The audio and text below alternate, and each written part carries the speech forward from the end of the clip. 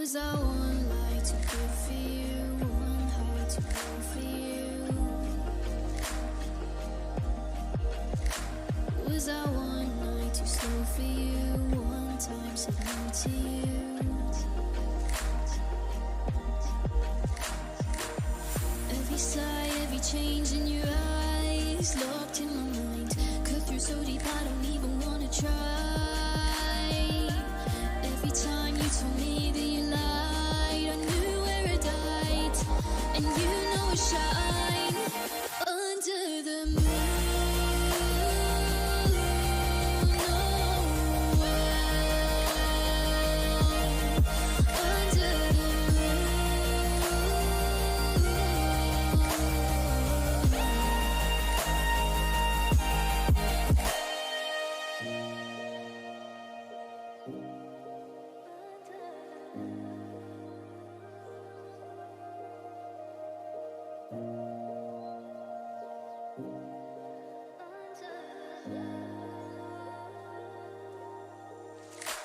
Was I one lie too good for you? One high too low for you? Couldn't be perfect for you. Was I one night too slow for you? One time said no to you? Couldn't be perfect for you. No matter how much I wanted to, it wasn't worth it to do. No matter how much I tried for you, those days turned into lifetimes. Wrapped up too much to untangle our lives. Always stayed in for you. Mask on, asking me to perform too. Every sigh, every change in your eyes, locked in my mind. Cut through so deep I don't even wanna try. Every time you told me that you lied, I knew where I'd hide. And you know I shine under the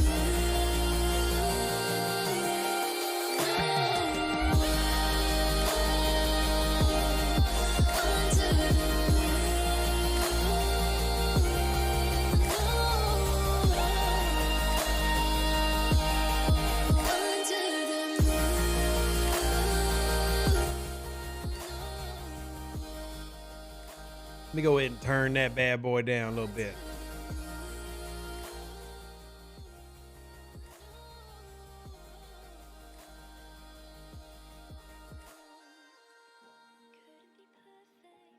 Is it weird? Like I wanted the music to actually be ending as I rolled over. But anyway, we're here.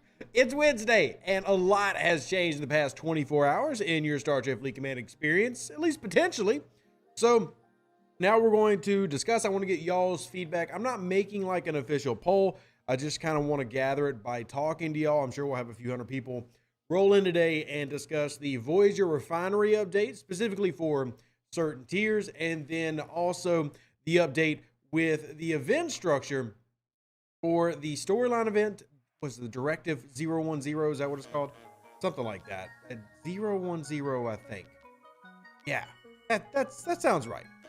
Yeah, the override event. There it is. Override, Directive Override. I was forgetting the complete name. So a couple different things to go over, and it's going to be interesting to see what y'all end up saying, because leading up into this, for the past 2 months, a very vocal group of players have, and I'll admit, I passed along this feedback, and this is from YouTube videos, this is from Discord, Twitch, and it's not even just my community. I mean, DJ, moderators gave feedback, but said that players wanted base humping removed. Dead base humping, that is. So dead base humping was a tactic that's been used in incursions. Hopefully this means it's gone in incursions, because I definitely want it gone in incursions, but also in the Directive Override event to take away the ability to kind of cheese the leaderboard, so to speak. Now, I personally, you see we got a Directive Override going at the time of this running. I don't really care for these events anyway. Like, they don't really do anything for me. I don't get excited about them.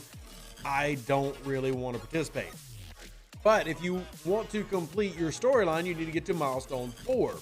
So that is a significant change. If you are a player out there who wants to win, now you have to coordinate, actually go do some PvP, or maybe do something like, you know, coordinate with other players and do some reality smashing against each other. I'm not real sure how the players are going to feel as a whole. I personally think that it is kind of lame to be able to just relocate to a base or to a planet and just smack dead bases. And in fact, I said this in a video and I told y'all, until they fix it, utilize it, but it is kind of cheesing the system. And you see, I'm actually sitting in a place where I could do that if I wanted to. Whether that's right or wrong, I really don't know. This is going to be asking the players. As Wolfwood brings up, in terms of storyline, the actual bucket itself, which is for some reason today at the very end, you got the purge or be purged, but you can also just help alliances or send help or use hailing frequencies to complete him, not just do the directive override milestone. So you have other ways to go about it in terms of the monthly SMS, which is good. I think that could have been a little bit clearly or more clearly stated in yesterday's announcement from Scopely, but that's completely okay.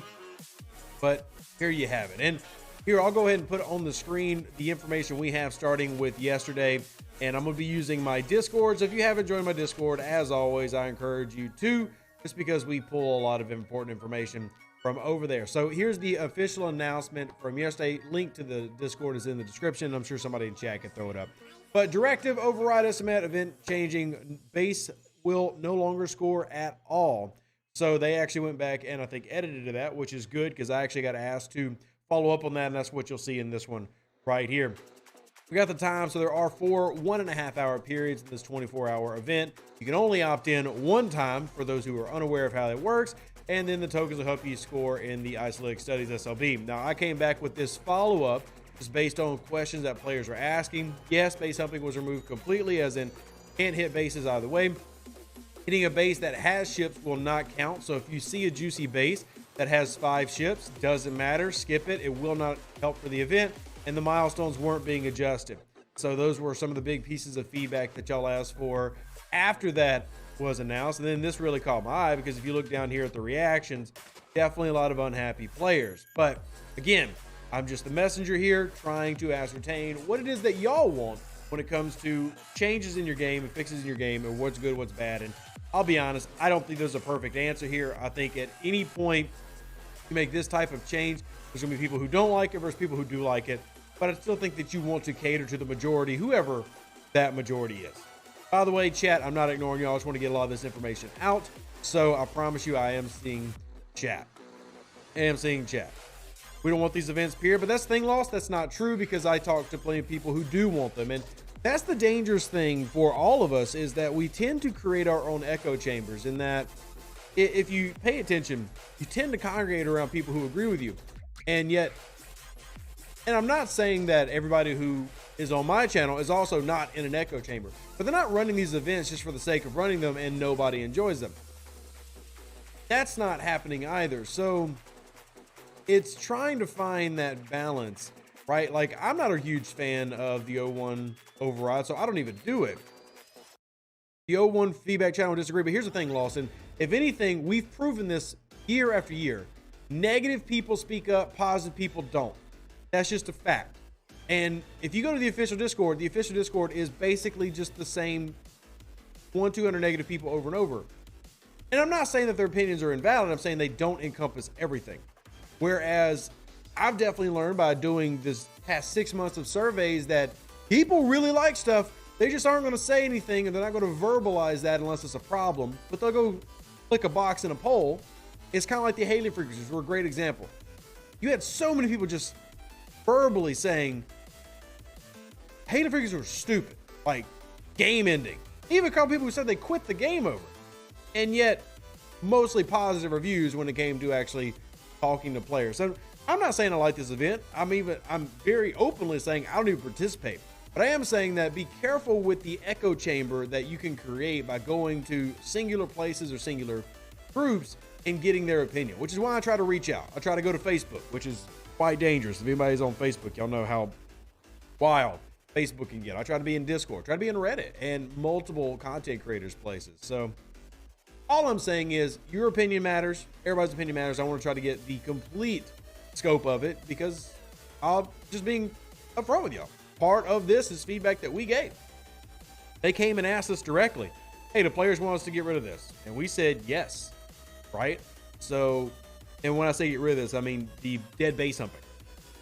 So, all right, let's get into the questions real quick. Scope says server issues on servers 34, 36, 47, 92, 94. Shutdown may be coming soon. There are a lot of issues with servers lately. Yesterday, 32 wouldn't even turn on. That's actually one of my servers. And then they said today, here's the official announcement from a few minutes ago.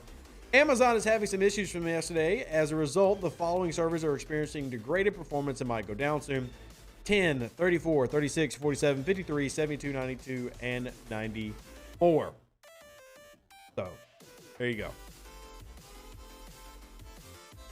That was a bad choice to get rid of. See, Bees Nuts is providing a opposite opinion. Again, I'm here for whatever it is. I think from what I was able to gather of about a month of actually asking y'all, I felt like a majority wanted it gone, but it wasn't like an 80-20 wanted it gone, right? It wasn't like 80% of the play. It was probably around 60-40, maybe 70-30. We did run one poll on Twitter that was about 70-30 between me and DJ's communities, but it still wasn't consistent. And hey, Tony, good to see you. So, but every time that we reached out to players, more said get rid of it than keep it. But I really don't know what the true number is. And that's kind of following on that today, because if y'all do want to have it as a whole, well, we need to talk about it, because if you remove it from here, not this one, but you know, the one right next to it, if you remove it from here, then you need to remove it from incursions, right?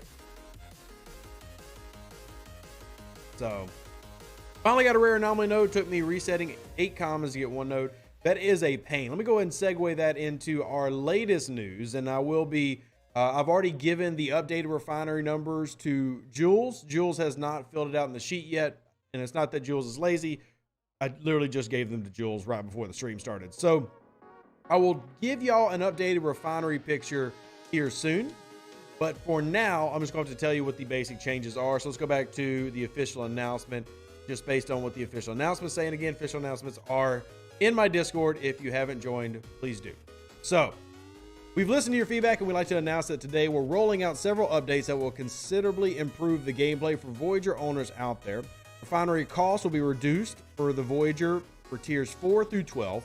The cost for the first rare sample refinery pull will be reduced in its entirety.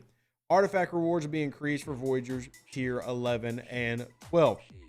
Now, this is not fixing everything. I think one big thing that's missing is cargo size. I think another big thing that's missing is guaranteeing that there is a rare anomaly in any of those given systems.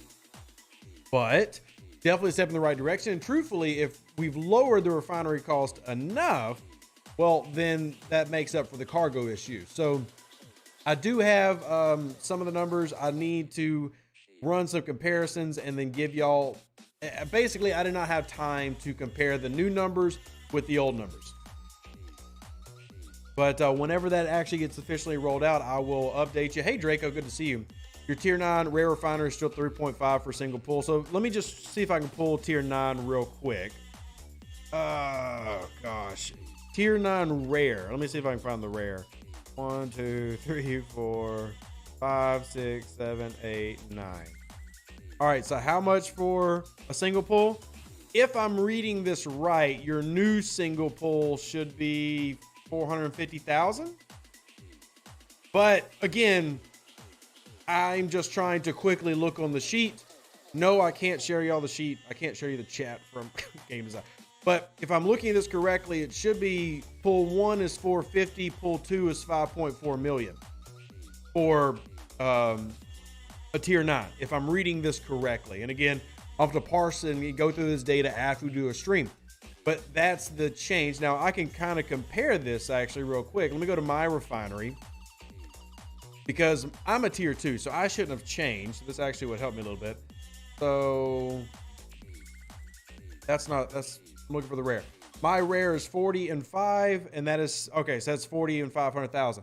So that is exactly how it's listed on there. So Draco, I would assume you're going down to 450,000 for a single chest pull, 5.4 million for a double pull, just because you're tier 9.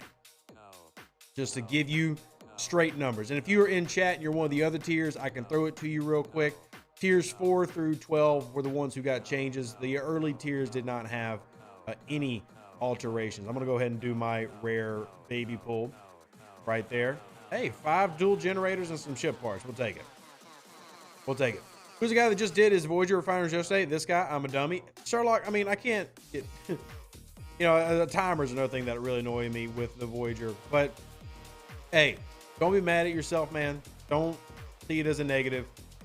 Changes are happening and changes are good. What is tier 4? Tier 4's rare is 85 for a single, 1 million for a double. Incorrect, Spot. You don't need to compete the event to do that. Anyway, I'm getting distracted by multiple things. So there are some of the changes. Again, this is for people who have the Voyager. If you are tier 4 or higher, you're going to see big changes.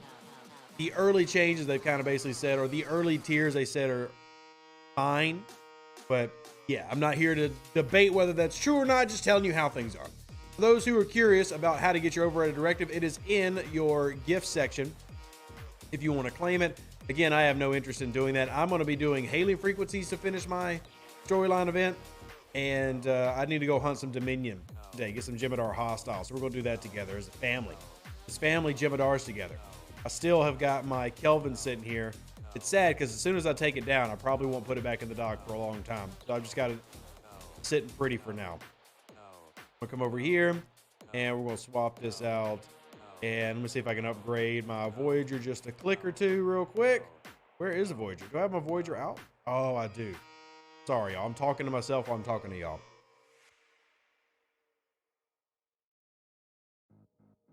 Graduated, that's not true.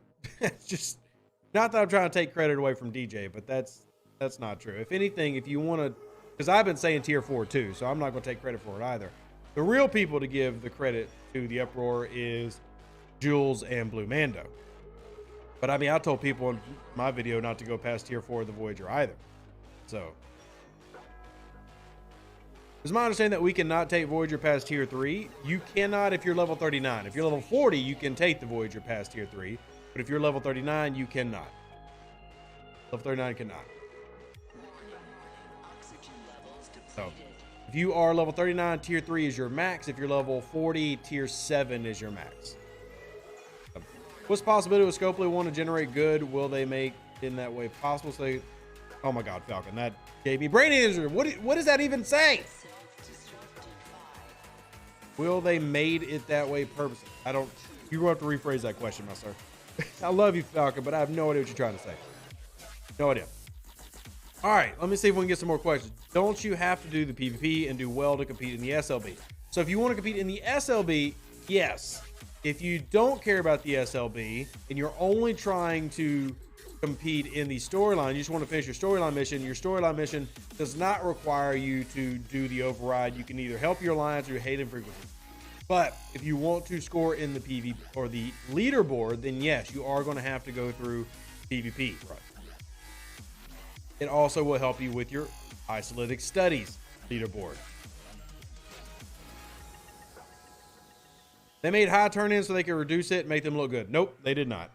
They did not do that. They did not do that. You can't skip it? You can skip it, Casey. I don't care about the leaderboard. I'm completely skipping the leaderboard. The leaderboard don't mean poop to me. I don't care about the leaderboard, so I'm skipping it. Now, if you want to do the leaderboard, you don't have to skip it, but it will not affect your storyline event. So if you're like saying, hey, I want to be going on the path to a free half Voyager or a free Harry Kim, the override doesn't stop you. The override doesn't stop you. How to get rid of the Wi-Fi symbol in the game? I don't have the answer for that, Bill. Sorry to say. Nut says bring back base humping. I'm going to be very curious to see how that ends up playing out for the average player. You know, do people want it or don't want it? I don't even know. I'm wondering if you know why the Sunday Swarm event does not give frequency modulators. Has it ever given frequency modulators? I don't think it ever has given frequency modulators. It's always been the frequency modulators you get are via the actual grind itself, the daily turn-ins, and it's always been uncommons and opposites. So, they deploy the Voyager changes. They have not deployed them yet, Forgotten. No. In fact, Draco was just here and confirmed that they've not dropped yet, but I do have the numbers for what they'll be. I do have the numbers for what they'll be if you are, level 4 and above. So, are they going to do another catch-up event in the storyline? Not that I'm aware of, Jenny. I have not seen anything like that posted in our dev room. I'll go look real quick just to catch up. I have not seen anything posted about that, though. Let's see. Events.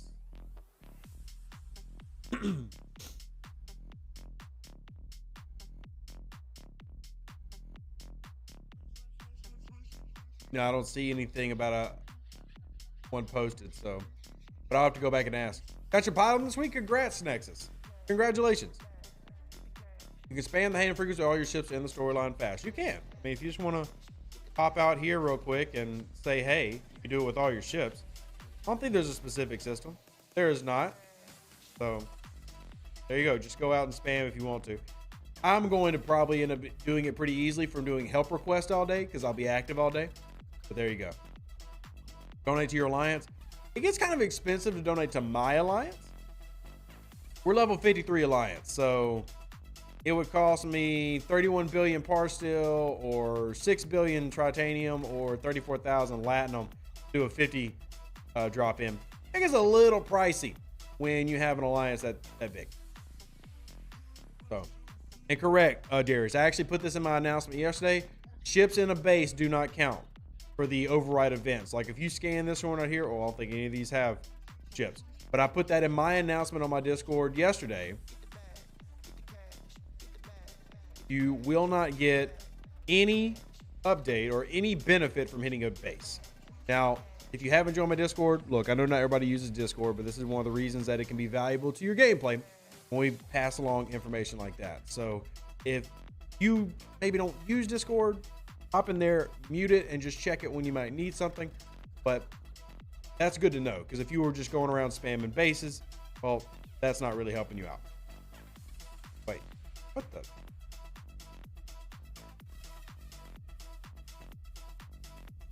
Who is this? Who is that?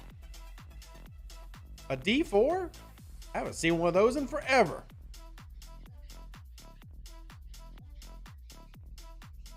I mean, okay.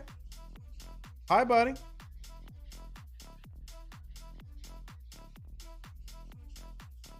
I don't know if he thought that he was going to punch that D4 all the way up to my pylon, but okay.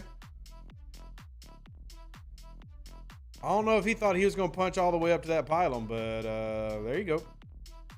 Only shot he would have had is if I was running a critical build, and then his Damar would have kicked in and maybe helped him out, but no shot.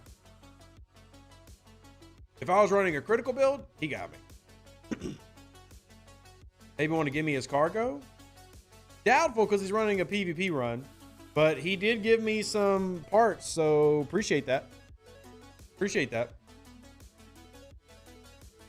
Yeah.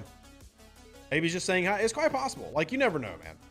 You never know what's going to go right. It's just weird because normally the only people I see chasing me, which does happen all the time, people with those red reticles. I don't even know how they get. How did they get those red reticles? They're bad guys. It is just who is this person? Level 39 coming after me is weird. Maybe if he was full health, his Ducat could have ramped enough to do more damage. Maybe, but the pylon is no slouch. Remember, we talk about the pylon being so great because it has a great firing pattern. I'm not saying that officers aren't important. I'm just saying the pylon is a dang good ship. And maybe if he had full, just complete healthy, could have. Wanted a free Uber home? Well, then why not pick on somebody else? I don't know. It just caught me off guard. It's not a bad thing. They're not like a horrible person. Anyway, it's just me, Revor. There are tons of events this month giving out Power Steel and ore compared to the rest. There is no more Power Steel being given out this month compared to any other month. All those materials are kind of like slotted in terms of we're giving this amount, giving this amount, giving this amount. It's not heavy any given month this month for ore that I've seen. It could be just a perception thing, or I could be completely off base. But when they go into each month, in terms of the actual monthly designers, the people who run the events, they've got pretty set in terms of what they're giving out. Oh, I've only got the 1 day collective bargaining. Well, poo. We'll speed this up real quick. I never want to pass up collective bargaining. Anytime I get that, I got to turn it in. Yeah, I've got no problem with their crew. It just, it caught me off guard. That was it. It was a, holy crap, I'm being attacked by a D4. I haven't seen one of those on this server in ages type moments. Nothing wrong with it, just shocking. All right, put that there. Just the 1 day one. Just the 1 day one. All right, let me go ahead and finish my dailies real quick, and then we will pull back. I also got to turn my dailies on. If you haven't done that, remember, go through. Oh, forgot the stupid join buttons. Go to your daily events, and if you haven't activated them now, turn on your reputation events. You are missing out on free credits every day if you forget to turn these on, and I do struggle with remembering. So there you go. Turn those on. Could just be my perception, but it feels like every day there's an or partial event. I'm not counting ticket events. Okay. I mean, I can definitely see that my titanium's going up, so. And yes, Queen's Gambit did drop today. Just, I told everybody it was going to drop. The Arc Runner this month, for whatever reason, wanted to try out a new strategy of rolling them out. Is he back? Oh, all right, so this is definitely not wanting a ride home. This is intentional.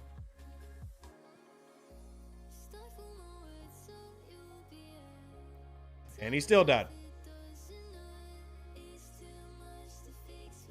Like I said, that Pylum ain't no slouch. That Pylum ain't no joke. I'm not saying that strike team is bad. I'm just saying the Pylum ain't no joke. Pylum ain't no joke at all.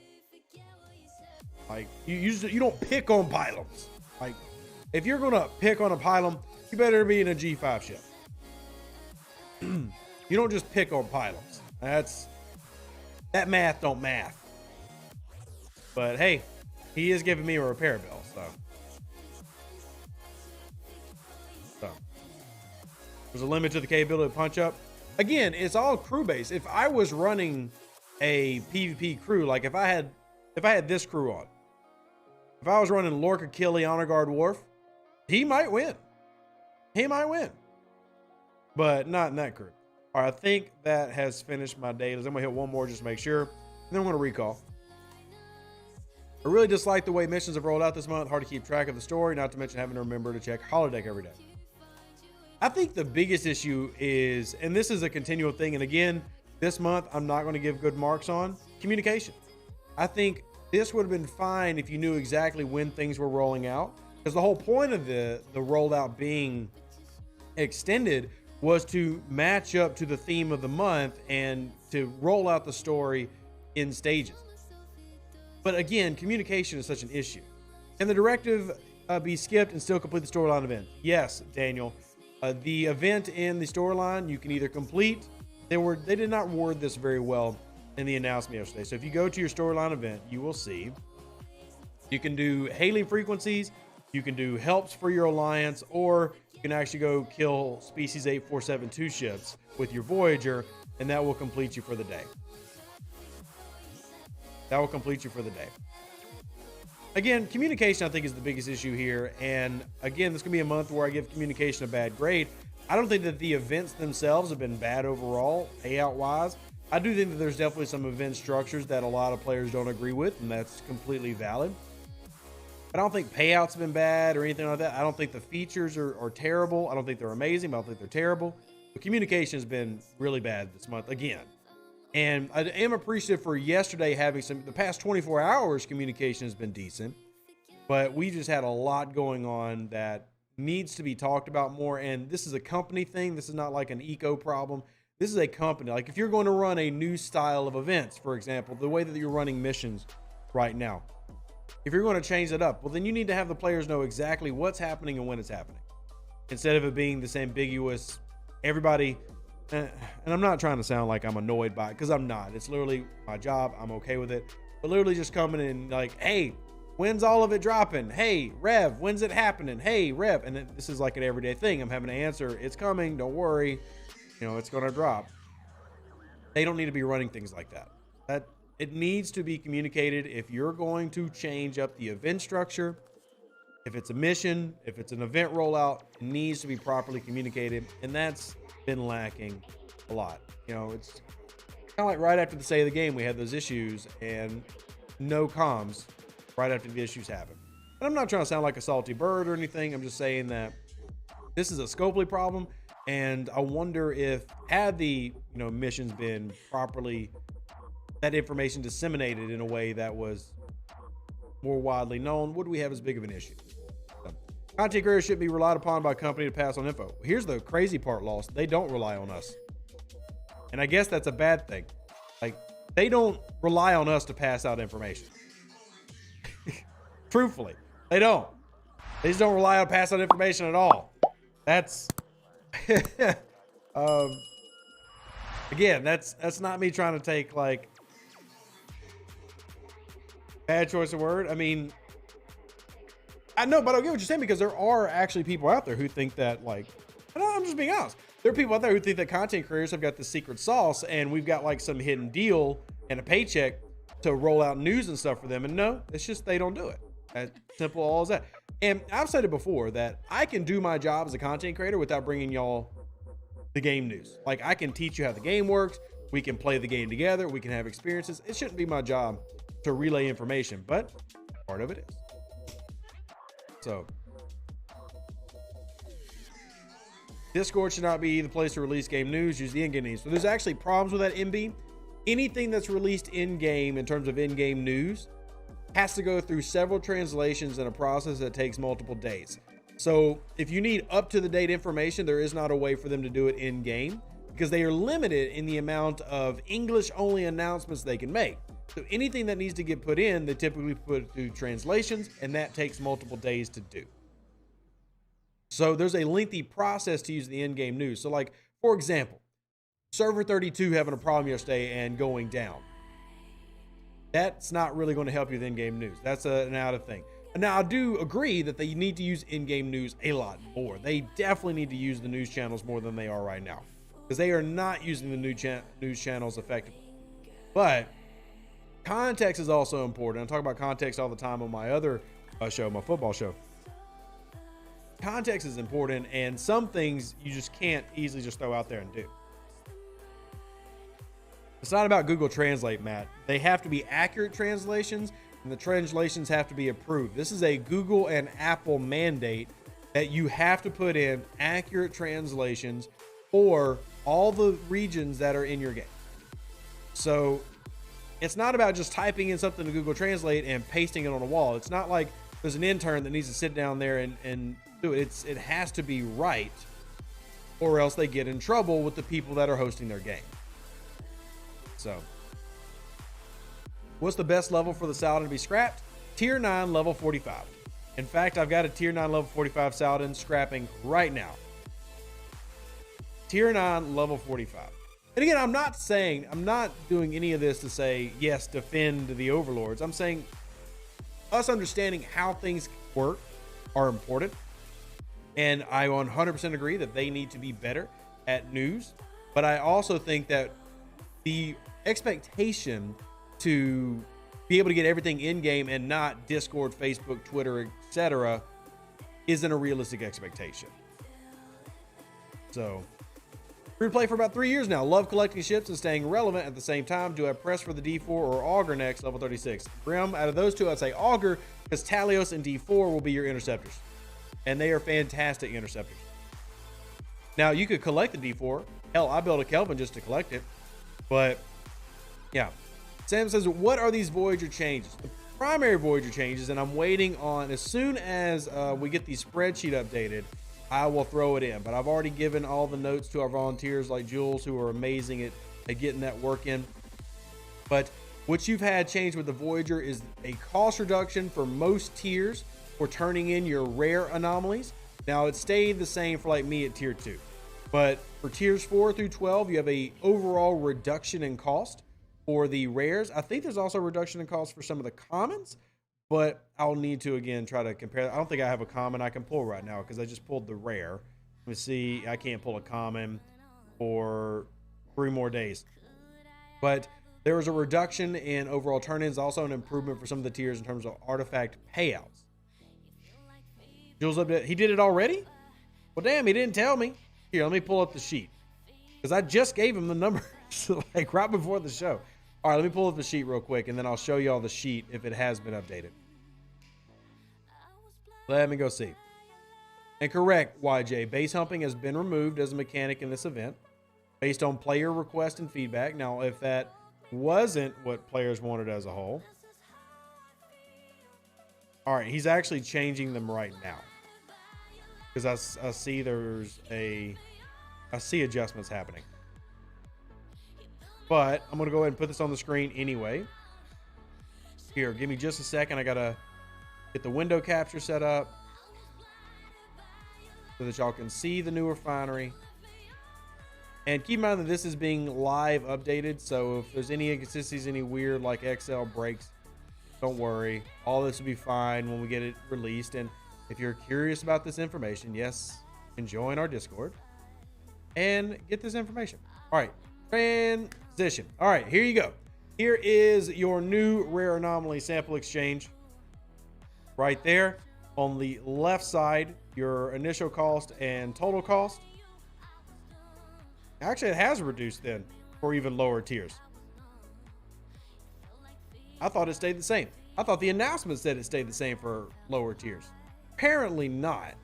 So we have a failure to communicate. Because this says refinery costs will be reduced for tiers 4 through 12. But I literally did just pull this tier 2 at 40,000. So if this was the original numbers, I didn't even think to look. It was actually reduced for everybody. Everybody's got better rare turn-ins. Everybody's got better turn-ins. So the announcement that went out is actually wrong. Cost for the first rare sample. Okay, wait. Maybe they mean the common. Okay. The common stayed the same for the first 3 tiers. Can y'all see that? The commons stayed the same for the first 3 tiers. But the rares have been adjusted, and tiers 4 through 12 of the commons all got reduced. And then everybody had the rares reduced. So that's good. That's actually a pretty damn positive change overall. I mean, and shout out to Jules for making the reduction. We actually have the percentage of reduction right here on the left side. That the lowest reduction was 68% for the single chest rares. That's pretty damn nice. Now, there is no reduction here in the doubles, but I didn't realize that every level reduced in the rares and only tier 4 through tier 12. So make sure y'all can see the chart on the commons did. So shout out to that. You can see the reduction values here in the chart. I bet Jules is loving me right now. They got all this information at once. Oh, man. That's good. Anyway. I watched your, is the Kelvin Sally 2.0. My recommendation, don't go past tier 6 and invest in the new. Best investment I've done in Epic G3 and above. Okay, fine. That's random. That would have gone on the other video. Appreciate it. So just single chest. The 2 chests for the lower tier stay the same on rares. I see that. Yeah, and we announced that, which is fine. I actually have no problem with that. Because now, as far as the lower chest goes, it actually lets you pull it. Like, you can realistically get this even if you're half A-word doing it once a week. And if you want to do more, fine. Where before it was definitely more difficult. And then you do have a reduction in 4 through 12. So now there's actually an incentive to tier up now. There's an incentive to level up. So there are your reductions. And yes, of course, you can get this in our Discord. And appreciate Jules working on it so quickly. I figured Jules wouldn't be able to get to this till later. But shot him all the numbers right before stream. And here we go. There is your total. What about the bio stuff turn-in? There's been no reductions on the bio turn-ins. I don't think. Those should all be the same. but we're going to confirm those as well. You see the chart at the top. Let's check artifacts. The artifact rewards increased. Just the artifact rewards increased. The rare samples have all been reduced, and the refinery costs for some of the commons, tiers 4 through 12, have been reduced. Don't think they adjusted the bio stuff, but I'll be honest, I don't struggle with the bio stuff at all. Like the bio stuff, I can consistently double pull in the bio, but maybe that's just me. Now, I've never triple pulled the bio, but I've consistently double pulled the bio. And once you get the token, if you choose to split and do, say, mixing the 8472 bios and mining, or you just choose to mine, whatever way you choose to do it, I've been able to at least double pull my 8472 box. But 3 pull is definitely very pricey. And if you're trying to get the commerce insignias and the extra warp cells, I do understand that. If you're doing the double, then what you can do, what I do, is, and now mathematically, this is going to make a little bit more sense to do this. You can devote 1 warp cell to collecting the extra biotoxins. Remember, the benefit of those warp cell systems is they have all species 8472 hostiles. And then you can use that second warp cell to mine your anomaly, which I can say that at my current Voyager level, my Voyager right now has got a cargo at tier 2 of 73,000. So I have enough cargo, assuming I can get a rare node. I have enough cargo at tier 2 to make a single chest pull of the rare easily. I have enough cargo if I ground out and mined it all week to get the second chest pull of the rare. So I would say overall, this is a positive change.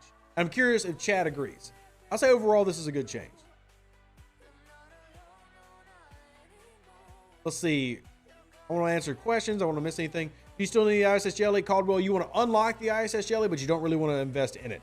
So tier 1 will do you fine. If you want to go tier 2 with the warp engine, just for warp range, that's about as max as I would take a tier 2 jelly or a jelly in general in today's game. Sam says great change. I do think it's definitely good. I think it's a good improvement. I think it's good for free. I think it's good for spenders.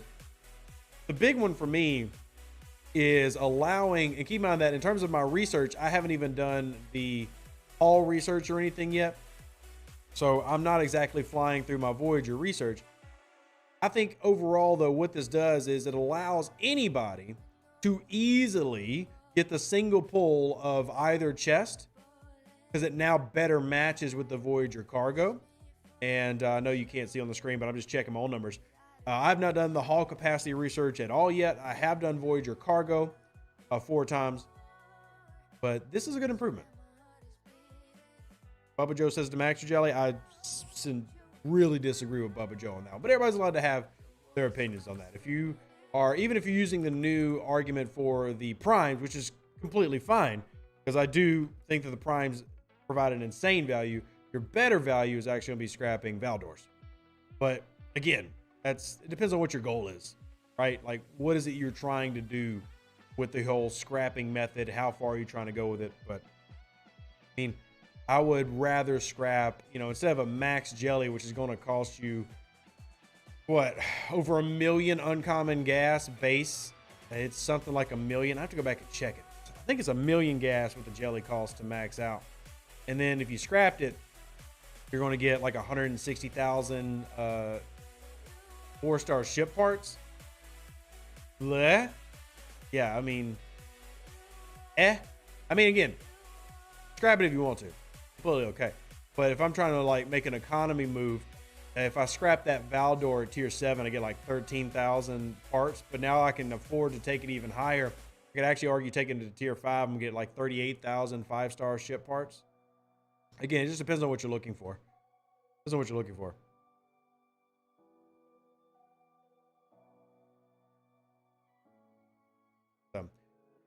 Faster starting your ISS, the sooner you complete the events. Wrong, wrong, wrong. Do not invest in the ISS. You have way too many ships that can do what the ISS does.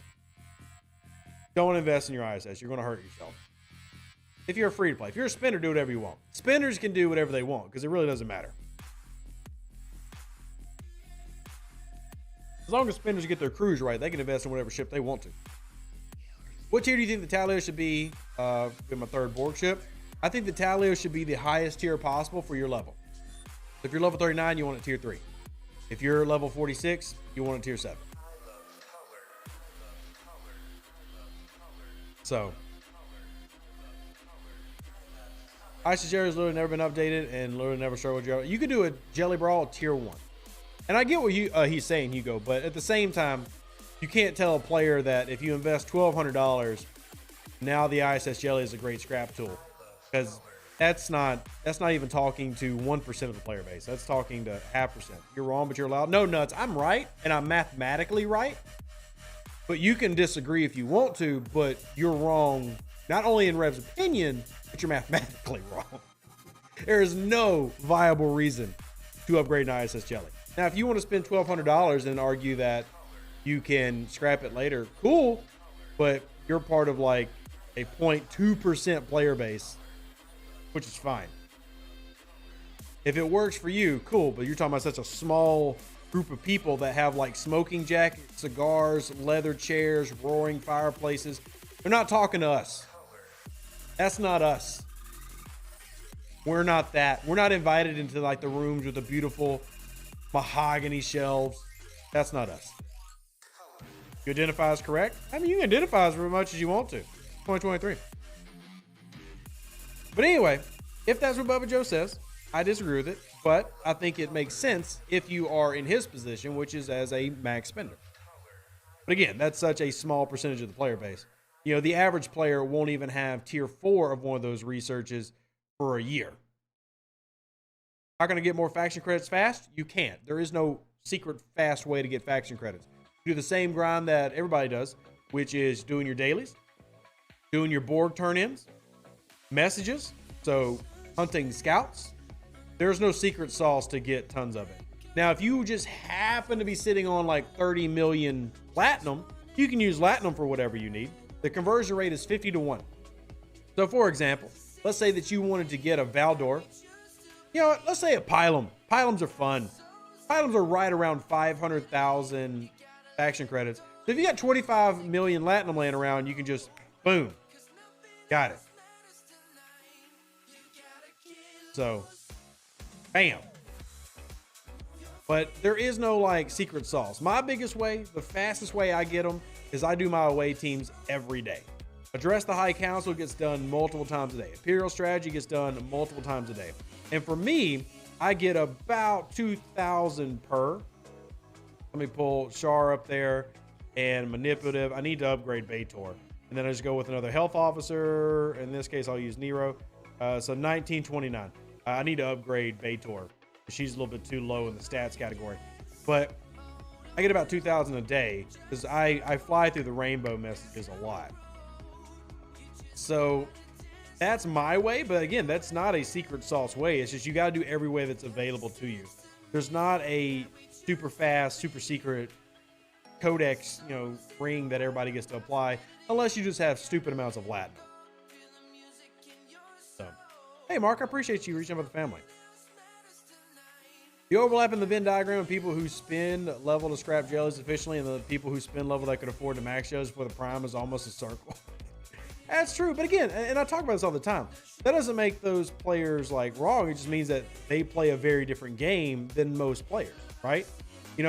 We fought really hard to get the free-to-play path for some of those primes. And we had some success, right? We had some success. And no, Tony not being Comcast. We had success.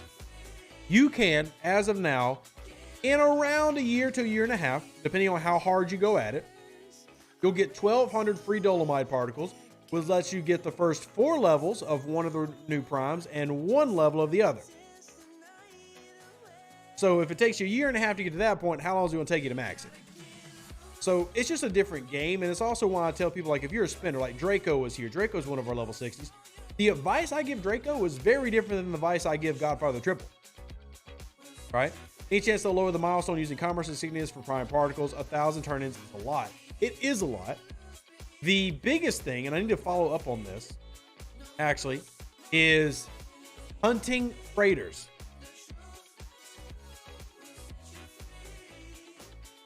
Let me actually message game design about that.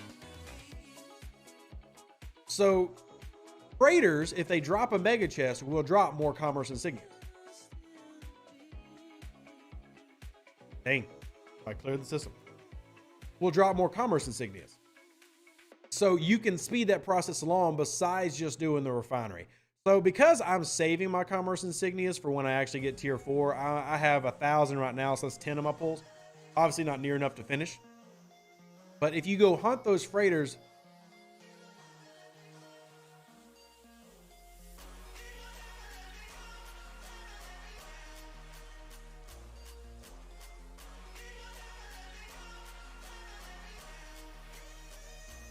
okay, so the fix hasn't rolled out yet, but they will be making it to where any freighter will always drop in its mega chest a commerce insignia. So I just confirmed that with the game. So the freighters are already in the game, but I did have an issue, and y'all saw this on stream, where I got the mega chest and it gave me par still. They are going to fix that to where if you get the mega chest with those freighters, it will only drop commerce insignias. So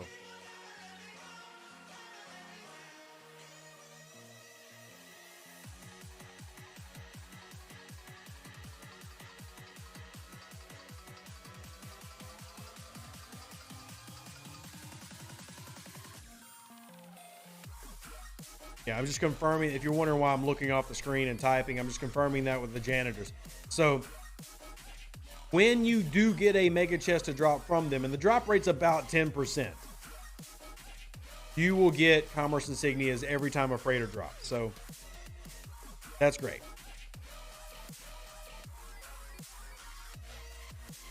You do realize 8472 hostiles mostly pay out uncommon and rare anomaly samples of very little BIOS. They are better sourced for the rare anomaly samples than the nodes, which never seem to spawn. Yeah, I'm aware of that. Hence why we've also tried to get them to increase the spawn rate for those rares. I would go in the system, but I feel like there's nothing there. But I guess I'll go and wait. I have the warp range to maybe go to this one. I do have the warp range to go to this one. Let's just go see if there's any rare in there right now. I'm going with the cargo crew, so I'll be able to mine it if I choose to. But let's go see if there's a rare available. Sadly, what a lot of people do is clear the comments. So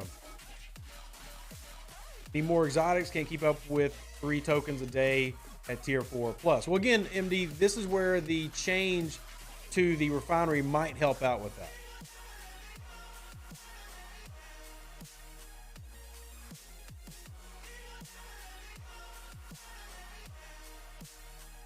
What's up with the Delta Adversary? Won't be able to complete it. Any idea? That's running throughout. Delta Adversary is running out throughout Voyager. Delta Adversary is running throughout Voyager. How do you get the Stella and Alpha particles? To get the Stella, go to your research tree, go to Outlaw, and it is right. Where is it? Oh, right here. Stella Research. Unlocks the ability to build the Stella and grants it bonus shots versus Eclipse hostiles. You need to complete this research in the Outlaw tree. This one right here. Just unlock Titan. Shall do both dailies, just one. You cannot mathematically do both dailies of the Titan. I just do the single one. So. Just got a lucky Cisco pull. Congratulations, graduated.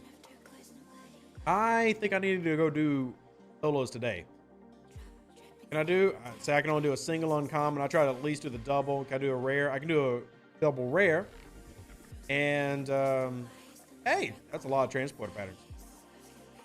Okay, that was a decent pull. Decent. I didn't need to go run that again. But yeah, I'm kind of stuck here. Congrats, graduated. That's pretty awesome to get on the Cisco pull. That's really good. That's some great RNG. Got all my DS9 officers max now, almost. At least the ones that have sourcing.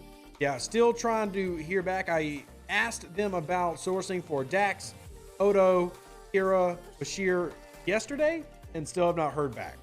So I'm waiting to give you an update on that. Let's see. What do we get here? Can't get a max Cisco, but give me a 15. Heck yeah, I'll take that.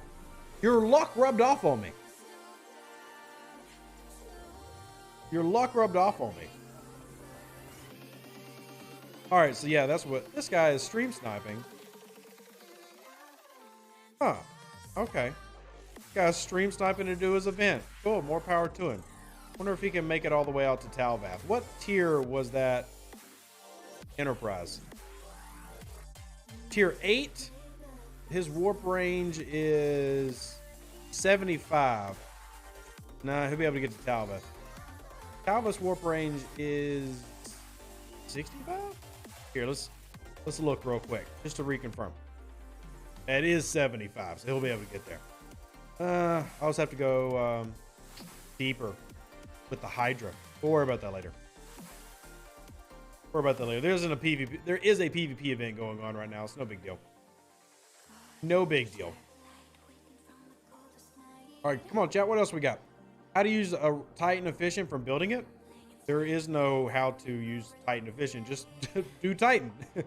Like, the Titan does not have a complicated loop like Voyager does. Literally take your Titan, go outside, hit this button, bam, put it back in your house, and come over here, collect your single pull today. Just do this every single day. And then take your very happy, beautiful self right back over to support, and then pull and pull. All done. You can also do this one just to get your rare skill point fragments in. That's it. That's the secret sauce. Titan is not near as complicated as Voyager is. Titan's pretty simple in comparison. And then, of course, you do have the Titan researches for its boosting ability, but I don't know a ton of people that are out there even using the Titan. I will use it for my solos. I've used it twice in territory battles, but you have all these researches back here that you see I've not really worked on. I guess I could, but increase the number of shots per weapon while affected by venomous puncture and fortified. I guess that's a good one to do. Let's go ahead and do that. But thankfully the Titan's pretty easy in terms of its kind of upgrade path. It's more remembering to do it every day.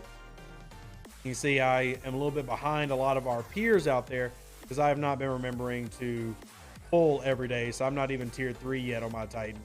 I am still a baby. We'll go ahead and upgrade the impulse engines, and we'll keep working to upgrade the Titan. And I'm gonna go ahead and swap this out for our Defiant. All right, let's see if we get any rare anomalies in the system. Oh, wow, we lucked out. I actually found a rare anomaly the first run in on with my Voyager. So what people were talking about, though, is hitting these bioships. And here's your common sample, rare sample, and then biotoxins. So what some people do, depending on how many tokens that you unlock, if you're double pulling, you get 2 tokens. One can be used to come in and mine one of the nodes, especially if you get lucky like I did and a rare node is just waiting there. There's a whole bunch of commons. Or you can come in here and feast on the bioships instead to fill your cargo.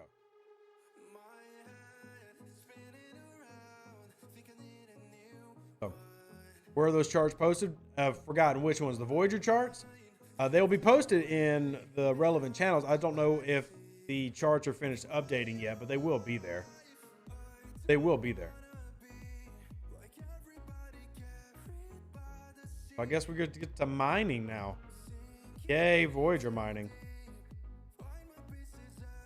So, whew.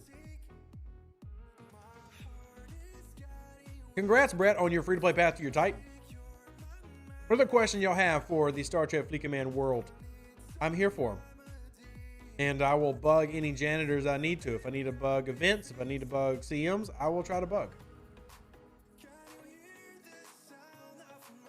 Been single pull in the ATA store for 3+ weeks now. Over 20 bio. Oh, that reminds me. I got to pull from my coronar. Away teams. See, I struggle to remember everything I need to pull for every day. Here's my coronar pull. I'm at 28 out of 350. I've just been pulling it here because I don't have the rep yet. I need to go do some more rep grinding a little bit later today, maybe. But I'm 29.9 million away from glorified, and yes, I will be getting a coronar. So, any word on construction/research multi-level primes? Nope. And I don't want them until they come out with a free-to-play path immediately, or else I don't want them. So if they come out using Dolomites, you better give me a way to get more Dolomites. Oh, I don't need Bajoran credits. I did the one I needed already. 30 seconds we do the material token claim. Would you add Janeway to your solo Armada cruise if you have a ship that has isolated damage? Been pleasantly surprised with Picard Bev Janeway. I would be using PBJ, yeah. But PBJ is really good. PBJ also can do the trickle down method, you know, that Spock method we talk about, which could be very interesting if you had a group of people running Picard, Beverly, Janeway. So, you finished Queen's Gambit today? Yep, Queen's Gambit 6 through 10 came out today in the holodeck. Let's see, let's refresh. There we go. And we'll do my material claim. Always do the second pull. And I'll take my free uncommons. Thank you very much, kind sir. All right, let's see. Do we need to do any of these?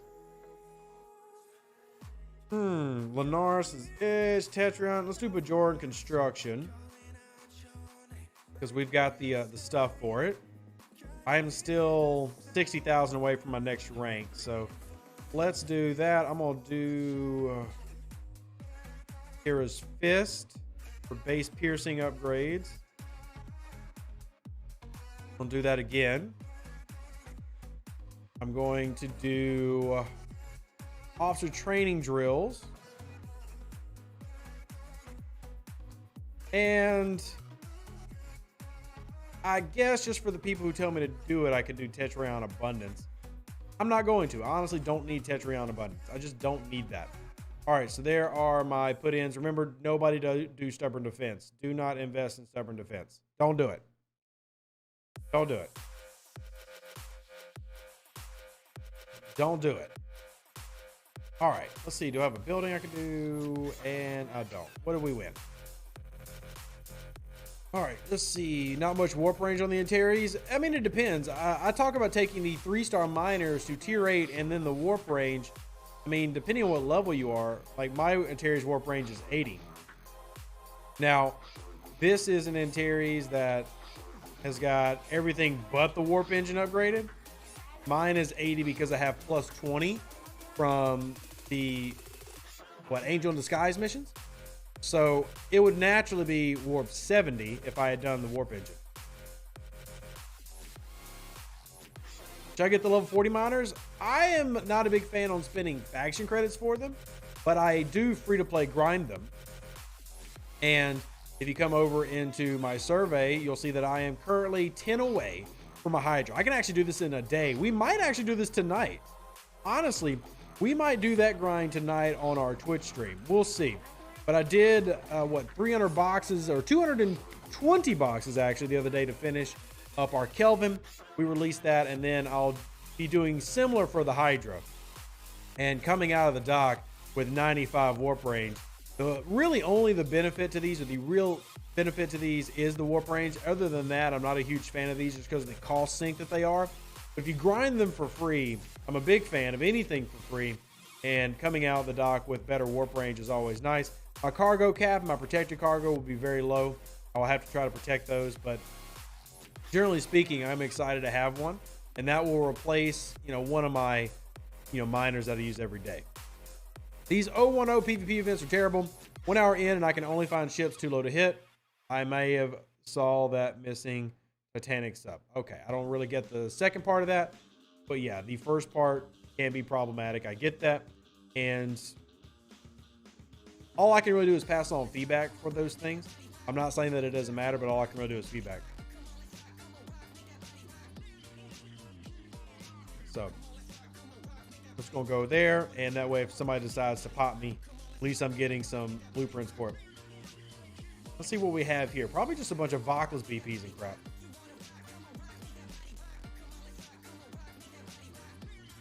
Not bad. Already have a coordinate. Need 2 blueprints from the pylon, which I'll be building tomorrow. 1 build locked, and ROM glorified Ops 46. Nice, Gordon. I am kind of in the same boat as you, but from the opposite perspective, maybe a little bit behind. But my ROM is 132 from lock, and my Klingon is 30 million from glorified.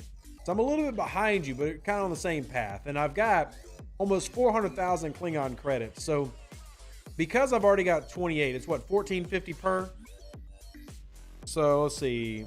I need 322 times 1450.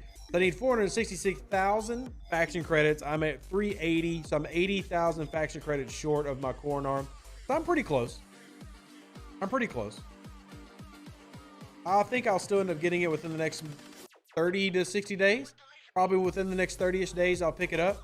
And that's if I remember to do my pull every day with my away teams. That'll help the process, obviously. And then also getting more faction credits by making sure I'm doing my away teams. And then I might even start doing my Borg, where I start focusing my Borg on doing the pulls for faction credits instead of doing it for the other stuff.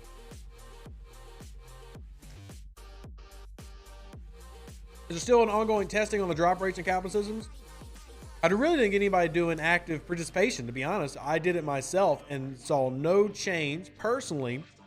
Now, granted, I did not go do tens of thousands of boxes myself, but I tested the drop rates in Sol, Kronos, and Romulus just myself and found no difference. But I did not get enough people who were willing to come in and test it as a whole. But my personal testing showed that there's no difference. There's anywhere from a 7 to 11% 4-star BP drop rate per 100 chests. And I saw no difference. Yeah, you should get Newton drops in Soul Gratificated. Newton drops are tied to level 49 of the Federation hostiles. So if you're hitting 49s, then you can either grind in Soul or you can come out to some of these deeper systems and do the same thing. The Antares Hydra at Kelvin and have 16 Newton BP solely from grinding in Calum. Cool. Cool. Yeah, hostile drops, or sorry, blueprint drops are tied to hostile level, and sometimes also tied to faction, depending on what you're grinding. But like if you're grinding level 53 plus freebooters, you can get Nova BPs to drop, which you can also get the Nova in all 3 faction stores at 1.1 billion rep. They reduced the 46 rare drops of Ascopa. They told me to grind higher level systems. They have not reduced anything in years. They reduced the soul drops like 3 years ago when 4-star first came out, but there's not been any changes since. I've also not noticed any difference in between grinding in soul and then grinding in deep space. I can do deep space grinding and actually go deeper in a higher level hostile. So if like I'm hitting a 50 or 51, I got a better chance of a 46 dropping, but I can't take 3 ships up there. The benefit of me doing it in Soul is I can bring 3 or 4 ships here and do it all at the same time, because I can use my Valdor, my Kelvin, my Defiant, and my Pylum. I can go out deeper with my Pylum and have a better drop rate percentage, but I can't do it with more ships. You do 1,000 a day, got 1 core in RBP. That seems statistically impossible, but sure, that could be some of the worst RNG I've ever heard. But I've been grinding, for example, these cap systems pretty regularly for a month now on every stream, and every 100 boxes I'm getting Newton BPs. Now, how many I get varies, but like I said, the average has been per 100 chests, I'm getting between 7 and 11 4-star ship blueprints. So that might be 1 Newton and 5 Kelvin and 3 Hydra. So what's the row for ticketed mining systems? There is no such thing as row. Row is player created, which means it doesn't actually exist. So I don't know. Ask your server. But for me, it doesn't exist. Just got my Rogue Outlaw. Is there any benefit of getting it maxed? Oh, Outlaw was the highest. Max doesn't even have a name. So Darren, the reason you want to continue to get your Outlaw, wrong button, higher, is there are researches that require higher than max Outlaw. So if you come over to your Rogue, you'll see that I'm Outlaw, but there are actual researches that want you to go even higher and higher. So you're going to want to continue to invest in that. I know it seems kind of stupid. It's the only one that's set up like that, but that's why. There are research blocks because it needs you to continue pushing that rep higher. Why they made the system that way? Who knows? But that's why. That's why. Makes no sense to me, honestly. But yeah. Amazon having issues. Expect 1-day delivery on Christmas. I miss the days where Amazon was 2-day delivery. Like, that was a great time. That was a great time. But yeah. Woohoo. Let me see if Jules has posted the refinery updates yet. I don't know if he has or not.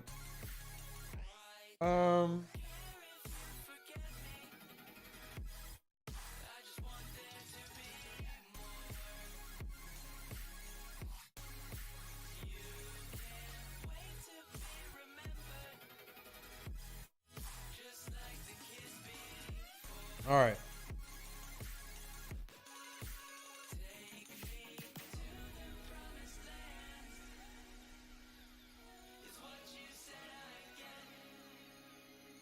Okay. Sorry. Get your cable yet? I did. Sadly, it did not help, Bears. And sorry, y'all, just trying to talk to janitors. Sadly, did not help. But yeah, I do miss when Amazon was giving me deliveries every 2 days when we got something. Miss those days. I don't know if they'll ever return. But supposedly, according to Scopely, Amazon Web Service issues are why that's currently server 10, 34, 36, 47, 53, 72, 92, and 94 are having issues. What size? It's not the size, Bear. It didn't work because when I connected it, the signal degradation was massive. Like I was getting half volume and it wasn't good volume. So, Draco, I bet you love getting kicked out of this game. Remember, Draco, there's a huge benefit to you getting kicked out of the game. You can't spend any more money. Yeah. How about that logic? You like that logic, don't you? I do appreciate it, though, Bears fan. I really do. Speaking of, you want to spend on the game, you can spend on Rev. I've got 3 kids who care about you and know who you are more than Scopely. So, check out our donate links. It's all optional, but it is appreciated. Or you can go to our website, revdeuce.com, get you some sweet merch. We've got everything. Hey, booty hunting not really your thing? That's okay. It truly is. We've got hats, t-shirts, mugs, all kinds of things for you. I mean, heck, I even use the mouse pad myself. I love the mouse pad, and people like the mouse pad. If you want to support the channel, or you can do what some people do, which is become a member. And signing up for that is cheap. You can support us for $5 a month. That helps me to bug the overlords, let you know of new Star Trek games coming in, new Lego builds, watch movies. I mean, we do all kinds of things here. So if you want to support the channel, it is optional, but greatly appreciated. And this will help us keep the lights on so we can keep doing what we do, which I don't know. Yeah, that thing. Darius, your mouse pad should be here today. Nice. I love the mouse pad. I think it's dope. Live long and plunder is like one of the best things we've ever done. And I actually end a lot of my greetings now with live long and plunder. And I'm glad that we have it. It's a thing. I'm glad we have it as a thing. Mauricio, I'm glad that you enjoy the content. Where do you get the away team speed ups to pull missions more than 1 time per day? So the way to get away team speed ups is 1, we're doing the dailies. I am ritual about doing my daily. So I'm getting those speed ups every day, which is about 12, I think, hours worth for me. And then also the battle pass pays out speed ups as well. So the key is I don't waste speed ups on things that don't matter. And I also typically don't use speed ups on non-rainbow missions. So like collective bargaining, I'm not going to speed that up. Officer training, even though very good one, I'm not going to speed this up. I'm going to let it go. And what I might do, say like yesterday where we had a battle pass event where it wanted us to do away teams, I might speed it up when there's like 4 hours left so I can pop it and get the other one going. But generally speaking, I save them for what I'm going for, and then I only use speed ups on rainbow missions. I basically never use speed ups on things like blood wine contests. I just don't. I only do it on rainbows. So there are a very limited number of missions that will end up getting that every day. But because I do this strategy and I'm always refreshing them, like I always run 4, 8, 12-hour ones, I'm always refreshing with, you know, which ones I'm running and how I'm running them. I tend to have plenty. Just me personally. Also, I need more of these speed ups. Not the repair ones, I need more of those. So Matthew, the reason they were asking is how do I use that as an effective method for getting faction credit? The real key, honestly, is not the speeding them up. It's boosting your stats, like with the mess hall. That's really nice. But upgrading your officers, but more importantly, getting the traits. So if I'm getting 2,000 a day from this, because you see I got another one waiting. If I can, now this is only 50%. I need to make it better. But you saw that my Romulan one, which was so high because I was going after the pylon, I'm getting 2,000 a day. It's 14,000 a week. And depending on the week, as say I'm getting, what, 50,000 extra a month or faster a month versus my normal progress. That's a pretty damn fast increase, or a pretty significant increase to the gameplay. So it's more about getting the traits up, which you also get those from events. You get them sometimes from away teams. You get all the upgrade abilities from doing your normal grinds. It's just being very tactical with how you implement them. So, and yes, was that a question, Tony? Is having luck, they pop in the list? Well, that's the thing, Matthew. You don't need luck. That's why I focus on rainbow missions. There are a very limited amount of rainbow missions. You are almost always going to have at least one, usually two, rainbow missions that are faction based. Now, you have rainbow missions that are Latinum based, for example, but because you got these three, and they are separate spawn rates from your regulars. So like officer training does not affect the rainbow ones. You're almost always going to have one ready for whatever faction you're doing. Now, I guess the argument can be made that, hey, I'm only getting Imperial strategy and I need address the High Council. Sure, I guess. But if you're running them every day and refreshing all these rainbows every day, you should be consistently getting, if you're running 3 rainbows and refreshing every time it can refresh, you should be getting all that you need. Should. RNG. RNG. Trade XP is where it's at. I wouldn't recommend going higher than tier 7 or 8 though. Correct. So I stopped right at tier 7, I think, for all of my epics, because tiers 8, 9, and 10 for the trade XP cost as much as like all the levels before that. So it's better to invest all that into the other officers. I have found that's my strategy. Do you find that if you speed up away missions, they have less chance of getting a critical? Nope. I do not. Thoughts about hit table redo? I think that there should be no PvP bracket in the game at all. I think a level 60 should be able to hit a 1 and vice versa. If you ask my personal opinion. Personal opinion. Do you single, double, or triple pull ship VPs from the away team store? I double pull, Graduate McCaden. The reason I double pull is I can reasonably get 6,000 to 7,000 a day. So my double pull, here we go find the pylon. My double pull is 12,000. Key is though, I'm not always doing it, right? I mean, there are months where I wasn't able to pull the pylon, or I wasn't able to pull the corridor, so I was saving up for it. If I get 2 of those missions, like we talked about rainbow missions. There is lead expedition, which I have set to give me a critical, gives me about 7,000. And then there's the officer training. So those are the 2 missions I focus on. If I critical this one, I get 6.6K. If I critical the lead expedition, I get about 7. And that would have paid for a single day's worth of double pulling the Coronar. But I never triple pull because I can't afford it. But I usually can afford a double pull. Once I start getting down to about only 30,000-ish away team credits, I switch to single pull. Because I do want to make sure that I'm doing it every day. But I usually double pull. Triple pull, I don't see how people can afford a triple pull.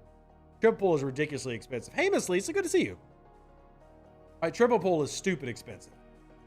I don't see how people can afford to do a triple pull. That one is just ungodly pricey. But double pull, I do. There you go. Collect these chests so that it fixes some of you OCD friends out there. I know many of you have OCD, so I get it. I get it. Away team points were a significant portion of my VPs to get my pylon. Well, I mean, you saw that I've got, what, 28? I think I had 28 so far of my Coronar. That means I've saved 40,000 faction credits. That's significant, y'all. Yo, YJ, thank you so much for the $4.99 super chat. I appreciate you supporting the channel. Hey, it means a lot, right? As a content creator, I can't do what I do without people like you. So it's appreciated. You know, thank you sincerely for donating to the channel. If anybody wants to donate, it is optional, but it helps out a lot. There are donate links. I'm happy to help out anybody, whether you donate or not, though. So don't feel like if you don't donate, I'm going to ignore you and not help you out. I'm going to help you out. At what level do pylon VPs appear in the away team store? a 44, and you need 60% of the rep. So you need to be, so glorified is what, 440, maybe 60% of the way there. See a pylum, and you need to be level 44. Let's do this one. Even though I never use tactical mandates. I pull this just because I'm trying to get the epic directives, and I didn't get the epic directives. Fantastic. Fantastic. I liked PvP when we were all in the 20s and the balance was closer. I could take someone bigger even if it took 3 of my stronger ships. I can't scratch. Ops, higher ops ships now in the 40s is a no. Then focus on people your level, right? Like, I beat people in the high 40s and 50s now. Or I find ways to annoy them and damage them. Like, if a 5-star player comes by, I'm going to destroy them on my base using oceans, or I will sting them with my mantis and Rialto spam them with burning and take 1% of their hull every hit until they go away. So I like being able to punch up. I like being able to annoy the people who think that they're invincible with a ship that's 10 times my size. I like watching them blow up on my base. I like stinging them with a mantis and just Rialto spamming them so they can't do anything. I like that. So I can't do that if they take away my brackets. You find out a way to use away team crates for the officer missions? No? I mean, that's as good as time to upgrade as anything else. You know, I have recently tried to do that to start getting data, because it's the only way to source data in the game. Now, I wouldn't do it for maybe Michael Burnham. So I don't really feel like Michael Burnham is super needed. But like, if you want to unlock data, which is where's data? Data. Oh my goodness, I'm blind as a bat. There he is. I'm only 42 out of 100. I'm trying to unlock him now. I also have Fluffy. You see the Borg Tribble? I do this one pretty religiously as well to get this one upgraded. So I would say there are some officers that are worth doing that with. It just depends on what's important to you. I would say focus on your faction missions first. Like, if your faction rainbow missions are already at 70-75%, yeah, why not? Why not go ahead and jump it into that? Burnham is good for away teams. I agree. In fact, I'm using Burnham on one of my away teams. Burnham is part of my officer training away team. So I'm not saying Burnham's not good. I'm just saying that if we're talking about who I'm focusing on and investing traits in to make sure I'm getting good success in those missions, it's not her away team mission. So I'm going to focus on Fluffy, Data. I don't do the TOS Spock one. Not that TOS Spock isn't good. TOS Spock is like one of your primo anti-crit officers. But you can also go after TOS Spock in transporter patterns. So like, if you just really want TOS Spock, you can go after him here. So why do it in away teams? It's like, my current goal is the next event coming around, I'm going to max out 6 of 11. And then probably after that, I'm going to take a look at working on 3 of 11. It's probably my next one, just because, well, as much as I might dislike mining, it's important. So, can we spend Bajoran Edicts on anything other than the Epic chest? I have 123,000. Yes, Gordon. As you level up, there are Bajoran favors that... Wait, Edicts? No, Edicts are just that chest. But diplomacy tokens, which I get asked about a lot, will get used for Bajoran favors. Can I burn a rail to spam 50s griefing systems and event blocking? Yes, you can. You definitely can. Mantis sting them. They can't warp away, or they have to use their disco juice to summon away. Mantis sting them. Spam them with the Rialto. If you have a singular or even just a couple of high-level players that you are being bugged by, a server can come together to fight against them. The only servers that can't do it are the servers that have convinced themselves that they can't. I have fought against high-level players my entire gaming career here in Star Trek Fleet Command. Remember, I might look strong to you, but I am not even in the rank top 200 on my server. I'm not even top 200. It can be done. You just got to use strategy. You have to band together. You have to use tactics, which is what these games are supposed to inspire people to do. You know, I might look strong, 68 million power, level 46, and my pylum is all beautiful and 30 million. That's nothing for a server that has, I think we've got 5 people that have 1 billion power ships. So you can either ignore them and they go away, like Matthew said, or you fight back and use tactics to outwit them and outsmart them. Either way works. I'm at the point where I'm fully unlocked on favors for my rep level and trying to run the next rep level, so you should be getting them all easily. I double pull my Bajoran Armada chest. I only do the grind when the events ask for me. Like there's a event right now to grind Bajorans. And I don't really struggle with Bajoran. Bajoran is a loot that I think they did really well with sourcing, not counting the fact that Bashir, Kira, Odo, and Dax don't have sourcing. But generally speaking, I felt like the Bajoran loop was a really good loop.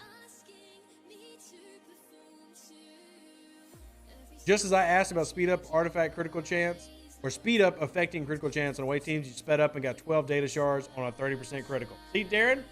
Scopely listens. Scopely probably has hired Chat GPT to listen to you, and now they're just trolling you. Like they're messing with you intentionally now. Valdor versus Pylum with their equivalent Stranger World Cruise. Why does my Valdor lose? The Pylum is tier 5, Valdor is tier 7. Because the Pylum is a far superior ship. Like, it's a rare versus an uncommon, just first of all. Pylum has stronger weapons and a better firing pattern. And why are you doing PvP with Strange New World Cruise? That seems weird. Good morning, Golden. Good to see you. How are you doing today? Yeah, I know Stranger World Cruise or PvE, Matthew. I'm asking because why does my Valdor lose to a Pylum? Why are they running equivalent Strange New World Cruise? That's my question. Oh, you meant the Strike Team Cruise. Okay. I was like, well, weird setup you got going there, boss man. Wait, are you running PvP or are you running PvE? Cool. What are you running? Oh, look at you with a punch-up crew. Oh my god, an auger running punch-up? I like him.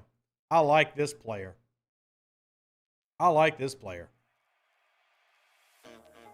So, Rifleman's short answer is the Pylum is a far better warship than the Valdor. I have nothing against the Valdor. Here's my 19.5 million tier 5 Valdor. This Valdor would get absolutely dog swamped against a Pylum. But there are ways that I can actually fight the Pylum effectively with the Valdor, depending on what crews you have. The mistake a lot of people make is throwing full Explorer Strike Team on this thing and trying to go fight a Pylum. Don't do that. Don't do that. Do a mixed build of like TOS Uhura, TOS Kirk, and Weiyun. That'd be far more effective. Or if you manage to pick up the, well, he actually wouldn't help in this particular situation, but I do want to mention him anyway. If you have Admiral Picard, increases your damage by 500% against a player explorer. Just because people forget about him, he can actually help you out and give you morale. Just an FYI, if you want to use him on some crews. Wouldn't help you on the Pylum one, but still. What's the best crew for the ISS? To not upgrade the ISS Jelly. Just put Pipe and Road Chin on it, use it for your ISS Jelly Brawl event, and then don't use the ISS Jelly for anything else. But this is what I said in my Explorer Strike Team video. If y'all missed it, no big deal. But the Explorer Strike Team is better in piecemeal, not together. And I know that seems kind of like counterintuitive because Battleship Strike Team is amazing together and Interceptor Strike Team is really good together. Explorer Strike Team is better used in pieces in various situations. Like Pond is amazing in base defense. Weiyun is great by himself on the side. Right? So it depends on like who you have, what you're running, etc. But it's not that the Explorer Strike Team is terrible individually. Just as a group, they aren't as good as IST or BST. But individually, they can be used with great success, and you can take down a Pylum with them. I hate that this thing is stuck. It's bugging the heck out of me. card per card and Wei Yun would be good together with another? They would, actually, Kevin. Yes, that's actually why I brought it up. Wei Yun pawn and you knock. Yeah. I mean, you don't see the anti-faction officers brought up a lot anymore, but yes. Yes. Should I invest in the North Star until I get Franklin up and running? Mauricio, thank you so much for that $2.49. I think that's pound or euro super chat. I appreciate it regardless. I appreciate you. If anybody doesn't want to donate to the channel to help feed my 3 kids, because I have 3 beautiful children, there's the donate link. I bring it up because somebody just donated, so thank you. Should I invest on the North Star until I get the Franklin up and running? North Star costs you $20 because there's not an event store right now. Do you already have it, or is it a question of buying it? I mean, I think the North Star can still be used effectively in the low 20s, but how long it's useful is pretty limited, except for as a speed miner. It is still like the fastest speed miner you can have down in the 20s and even 30s. But I don't want you to invest like $100 into it and then feel like, well, this didn't really last me very long, right? Didn't really last me very long. It is good for specific niche uses, but it is not an overall capable ship. Like, please be aware that it has no cargo space at all compared to other miners, which means it also has almost no protected cargo. At the same time, it is a stronger warship than Akira, usually, unless Akira's had a lot of resources dropped into it. It is cheaper than Akira. It has good warp range for a low 20s player, like really good warp range for a level 18 plus player. It has its pros. It's just, what are you going in like expectation wise? Really. Just got home from work. Hope you haven't discussed yet. Any comment on the new server merges? I have not discussed it yet. When can I get another Prime Charisma Efficiency cert? Mike, are you saying you want me to design another one? You want me to design another one? Is that what you're saying? Hey, Flashman, appreciate it. I'm glad you are enjoying the videos. I have 2 Max North Stars, level 44, and only use them to mine close at home during times of war. And that makes complete sense, Fantasy.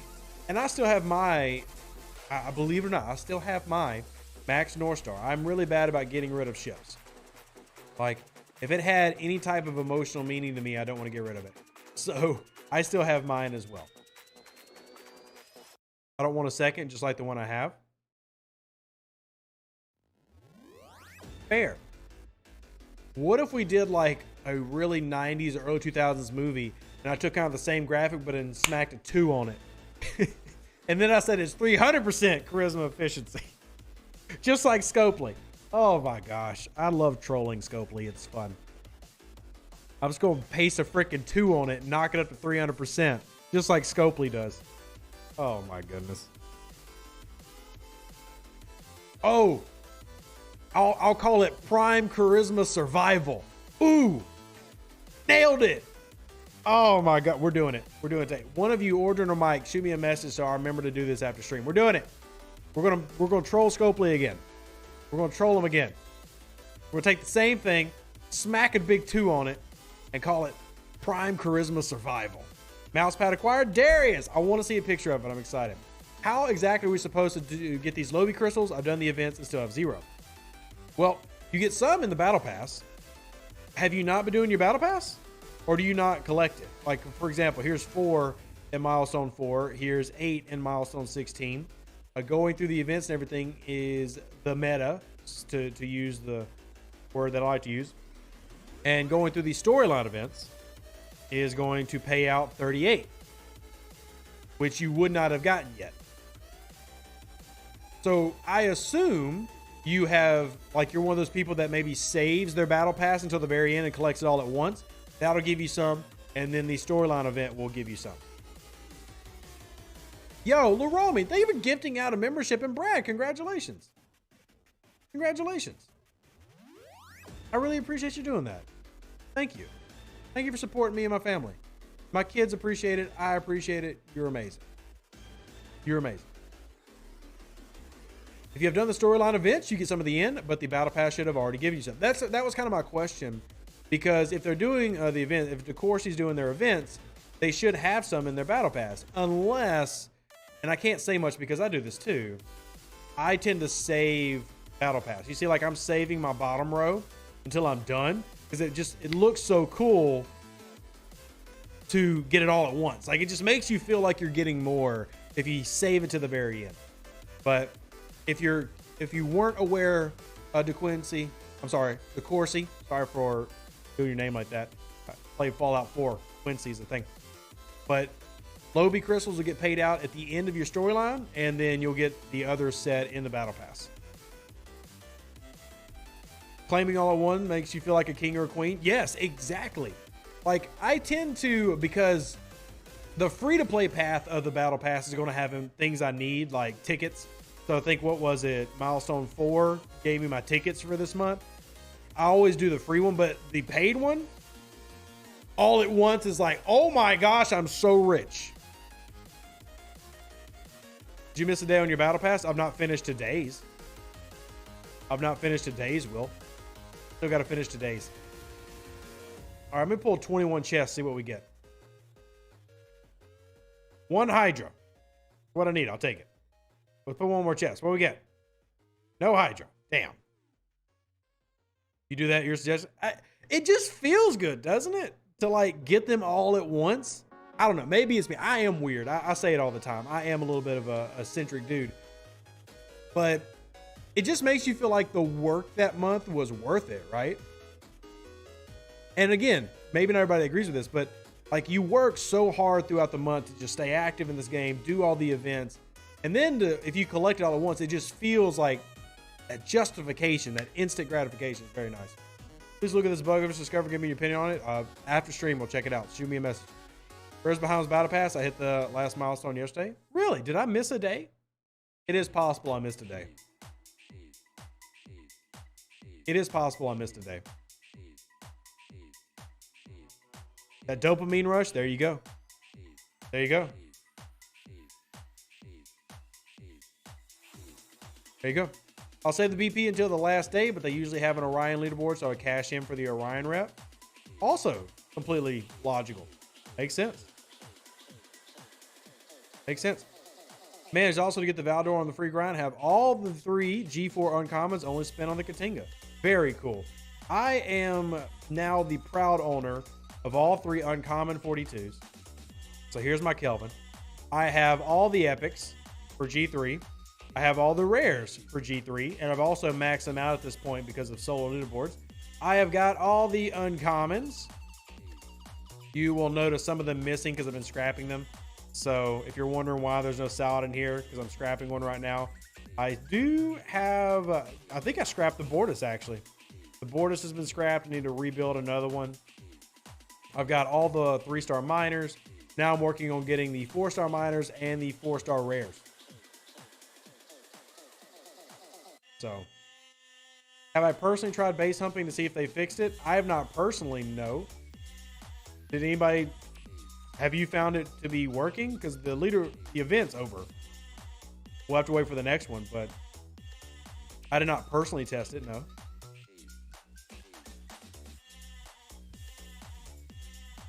You saw the augment ships hiding there? Okay, yes. So, here's my beautiful Ferrari Separatist D3, but I also have, not only do I have the hijacks, I've got a tier 6 hijack Legionary. I've got a tier 3 hijacked D3, and then I have a tier 5 hijack Mayflower. Yes, I wasted resources on them, but I will say this, they still look damn good. They do look damn good. Just the skin on them, they look fantastic. They are beautiful skins. This is before they introduced skins in the game, and they were actually releasing ship variants. And I definitely prefer the skin method, because this was actually more expensive to build, and I can't scrap it. Only ship missing is the OG Franklin. Oh, sir. Actually, I didn't scrap it. Where is it at?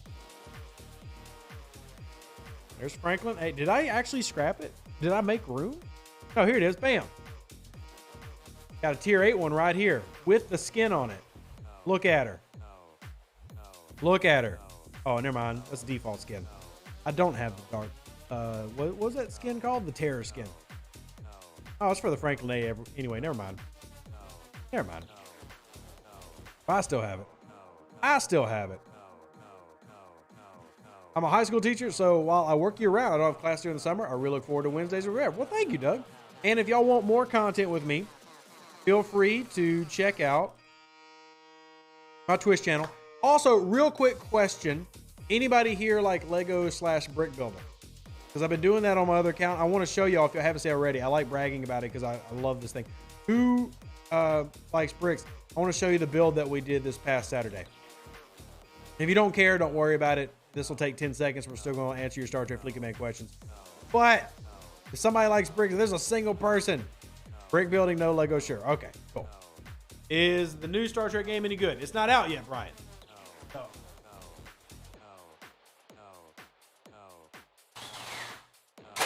Magic!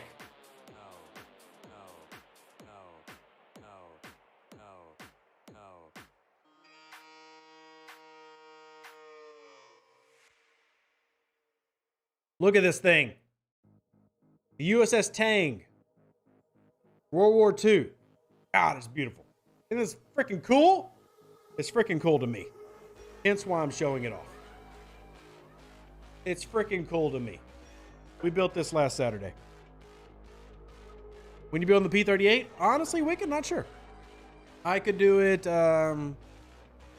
this upcoming Saturday. Tonight I'm streaming. I was thinking about starting earlier and maybe doing some D4, but yeah. In fact, if y'all are in the US and you like stuff like that, check out warbricks.com. 5% off coupon code REVDeuce.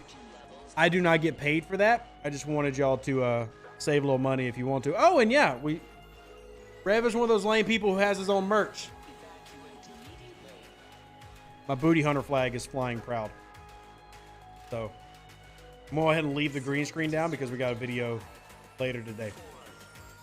Stream later today. All right, recall. We have maxed out our Voyager. About the new Star Trek game Resurgence. It's really good. I don't have it, but I've watched a couple of friends play it. Resurgence is a very cool single player game. It's like going through a movie / episode of Star Trek, which is really cool. Really cool. You know what the difference between a submarine and submersible? I'm assuming a submarine's able to go under its own power and a submersible is not. One has Marines on it. No, that's not right. That's not right. The loot from 0101 override, the override tokens, will they be used for something? Scoring in an event. And I don't think they gave me enough to do the refinery, but let's go check real quick. I don't think that gave me a good refinery. It did not. Do this though. Rev and his marathon Twitch stream assembling that thing. Lots of fun. Tony, I'm glad you enjoyed it. I was not going to finish it that night, but then I was adamant that we were so close to the end. I wanted to finish it. But quality model, and I've got more to do. So I don't know if I've shown everybody how many we have, but if y'all are curious to see how many we have, give me just a second. I'll show you how many that we have to build.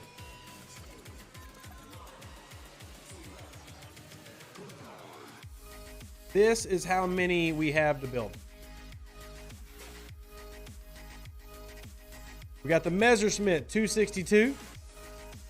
We've got the Battle of Arras, Matilda versus the Panzer 38. We've got a Tiger 1. We got a Panzer 4G over there in the corner and a P-38. These are the bricks we currently have to build together. These are the bricks we have to build together. So definitely going to have some content. The Tiger 1 is probably the biggest one. That's a big tank. A 1 to 28 scale. That's a big tank. Using your method of grinding to get my G4 miners, you just got a Vortivore today? Congrats, Mark. I want to, hopefully tonight, get the Hydra. That's a goal. Get the Hydra unlocked. I got to grind out 9 more blueprints for it, but I think it's very doable. For free to play, what is your recommendation regarding hard camping at 42? Depends on what you're saying. Like, what exactly are you asking? Because I've made videos talking about, kind of your goals. Order 3 models, an Osprey, an F-35. Sherlock, just tell me you used the code because they are tracking it.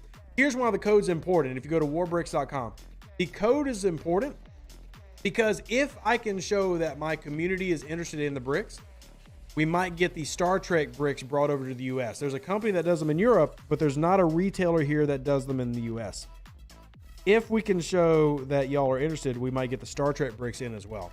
So if you do go to warbricks.com and you want to get a boat, a tank, a plane, whatever, even cars, make sure you use code REVDEUCE. It gives you 5% off, and if we can convince them, they'll bring in the Star Trek ones and have those available on the website. So that's what I'm shooting for, so that we can have all kinds of bricks to build together. So we can get Star Trek bricks in the EU. You can add Suma. Add Suma, shoot me a message on Discord. I'll send you the link. 5% off and cheaper than Amazon. Yes, Sherlock. And the company I'm working with will price match. So if you do find the bricks cheaper somewhere, they'll price match it. I got the Voyager skin ages ago, so now I have 2 built, nearly got a 3rd. So I'm not the only one who will build ships just to get multiple variations of the skins. So here's the Hydra refit, which I'll be honest, I actually like the stock Hydra better than the red glowing Hydra. But I think the Voyager skin looks great. I think that is better than the original. And then you've got, where's the other one? Bok Chor. I'm not a huge fan of the Bok Chor one. This actually looks more like a Dominion freighter than it looks like a Klingon one because of the purple and pink. Almost like a Dominion freighter. Like this part down here definitely looks Klingon, but all this looks kind of like a Dominion. But I do like the Voyager a lot. I think that really fits. I love the assimilated amalgam because it makes no sense. The Borg would never assimilate the packlet, but that was a great running joke that they really wrote really well. I want the assimilated Stella. I want the Cardassian refit. I want the green Katinga refit. But those are long off dreams. Majority Star Trek conventions are in the US, yet can't get Star Trek bricks in the US. Makes 0 sense. It's all about IPs and stuff and who's willing to pay for them. But there is a company in Europe, and if we can get them to partner with this company that I'm working with, hey, we can order them. There's some really cool models out there. Do the 4-star BPs only drop from the heavy traders or also from the regular? From all of them, Turmoil. You don't have to just hit heavies. All of them will drop. Or all of them drop the hostile. Oh my God, words are hard. All of them drop the BPs. So, I'm new to the game. I need to spend my money to progress. Do I need to spend money to progress? No, you can free to play it. There are free to play players in this game that are higher level than me. Now, keep in mind that that also means that you will have to devote yourself to some really hardcore play to keep up with a spender. But there are high levels there are higher level players than me who are free to play. So you absolutely can. Also, shout out to HV. I want to give a big thank you to them. They just donated to my channel, so thank you. I don't want to obviously put out your whole name or anything, but I appreciate your donation. I'll add it to the fund up here we've been using to repair all the problems in the house, because when you buy a house, what you're doing is you're buying problems. This is what I've learned from buying a new house, but it's still great to see my kids enjoying a place to live. So, someone still scored 49,000 points in the PvP leaderboard, definitely skipping completely. Too many people that are just finding groups of players to spam them with realities. Fair enough. Star Trek merch is much better on the US than the UK store. Maybe. I really can't speak to that. All right, y'all, we've been going almost 2 hours. I have no problem with hanging out with y'all. I actually love hanging out with y'all, but I do have to work on a couple different videos, and I gotta get ready for stream later. So I appreciate y'all. Y'all are amazing. As always, I've enjoyed hanging out with y'all. I hope y'all have an amazing day. I will be available on Discord all day today, and I'll be available on our Facebook page. So if you have not, a great way to contact me is hitting me up on the Facebook page, shooting a message, because that one still goes to my phone until 10 million people use it, and then they won't go to my phone anymore either. But I appreciate y'all. Y'all are amazing. Thank you for supporting me in all the ways that you do. Hit the like button on your way out. That helps out. And check out the video I put out yesterday, because I thought there's some really good information in that Kelvin video. And yeah, y'all are amazing. Live long and plunder. Stay safe for the Space Cowboys. Deuces, that's me. Catch you later tonight on Twitch. I love you. I appreciate you. And yeah, we are out. An even better outro than the intro. For the Empire and glory to your house.